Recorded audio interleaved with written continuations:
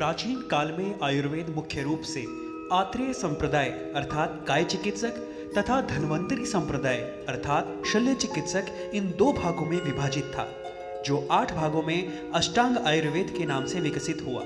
आधुनिक काल में इन 8 अंगों को अध्ययन, अध्यापन एवं विषय विस्तार हेतु 16 भागों में विभक्त किया गया है, जिसमें पहला है काय चिकित्सा, दूसरा कौमार भृत्य, तत्पश्चात भूत विद्या एवं मानस रोग, शालाक्य तंत्र, शल्य तंत्र, अगध तंत्र, रसायन, वाजीकरण, मौलिक सिद्धांत, शरीर, द्रव्य गुण, भैषज्य कल्पना, रसशास्त्र, स्वस्थ वृत्त, रोग विज्ञान एवं प्रसूति तंत्र। सबसे पहले बात करते हैं काय चिकित्सा की। काय चिकित्सा के अंतर्गत भैषज्य या दवाओं का प्रयोग कर शरीर के विभिन्न रोगों की चिकित्सा की जाती है। ज्वर यानी बुखार, उन्माद, शरीर का सूखना, पीलिया, मधुमेह, हृदय रोग इत्यादि अनेक शारीरिक तथा मानसिक रोगों का निवारण इससे होता है। काय चिकित्सा के 2 पक्ष हैं, शमन तथा संशोधन। इनमें शमन कार्य औषध प्रयोग से सीधे रोगों पर प्रहार के रूप में होता है, जबकि संशोधन के अंतर्गत शरीर के दोषों को बाहर निकाला जाता है। इसके लिए प्रसिद्ध आयुर्वेदिक पद्धति पंचकर्म का विधान है।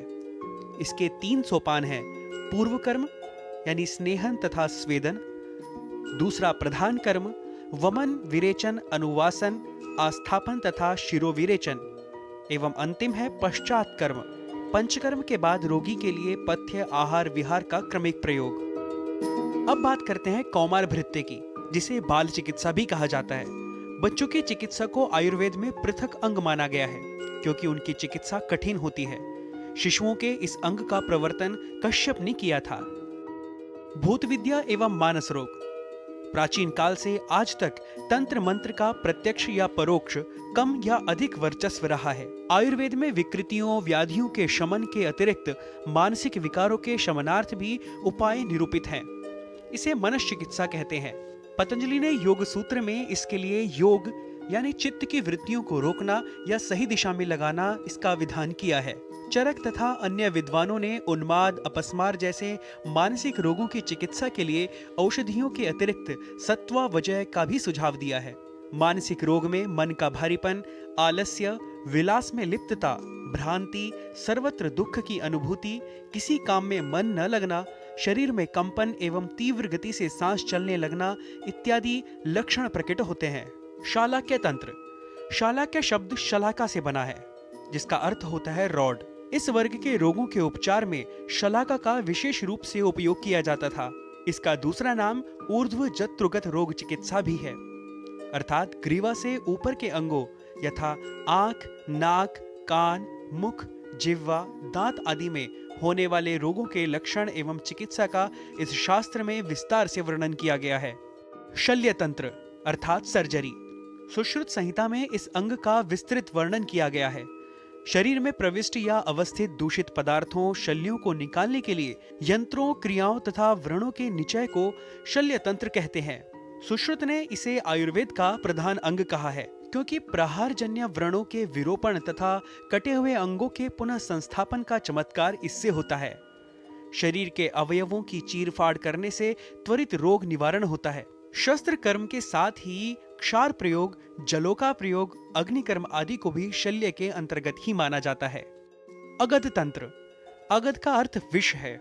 जिस शास्त्र में विभिन्न प्रकार के विषों के प्रयोग से उत्पन्न लक्षण एवं उसके प्रतिकार का विधान वर्णित हो, उस शास्त्र का नाम अगध तंत्र दिया गया है। मुख्य रूप से 3 प्रकार के विष आयुर्वेद में वर्णित हैं: जांगम, पार्थिव एवं औद्भिद। सर्प, लूता, वृश्चिक आदि जांगम, संखिया, पारा आदि पार्थिव एवं वत्सनाभ, कनेर आदि औद्भिद विष वर्ग में आते हैं। वस्तुतः आयुर्वेदीय चिकित्सा एवं औषधियों के उपयोग के पीछे हमारे पूर्वज ऋषियों का हजारों वर्षों का अनुभव है। इन औषधियों का मूल स्रोत वनस्पति जगत यानी पेड़ पौधे, पशु जगत से प्राप्त पदार्थ, धातु, खनिज तत्व आदि प्राकृतिक पदार्थ हैं। इनमें किसी प्रकार के रासायनिक पदार्थों यानी केमिकल्स का प्रयोग नहीं किया जाता। अतः ये औषधियां हमारे शरीर पर किसी प्रकार का विषैला या बुरा प्रभाव नहीं डालती हैं। रोग के पूर्णता समाप्ति हेतु आयुर्वेद एवं प्राकृतिक चिकित्सा का मार्ग ही श्रेयस्कर है। इससे न केवल रोगों की रोकथाम होती है, साथ ही साथ निर्मूलन भी संभव है। यह पूर्णतः वैज्ञानिक है और इस दिशा में निरंतर प्रामाणिकता के साथ वैज्ञानिक शोध व अनुसंधान में प्रगति के साथ संलग्न है। प्राचीनतम चिकित्सा पद्धति होने के साथ ही आयुर्वेद वर्तमान में पूर्णतः प्रासंगिक और वैज्ञानिक है। Nitish Bhardwaj, DD news.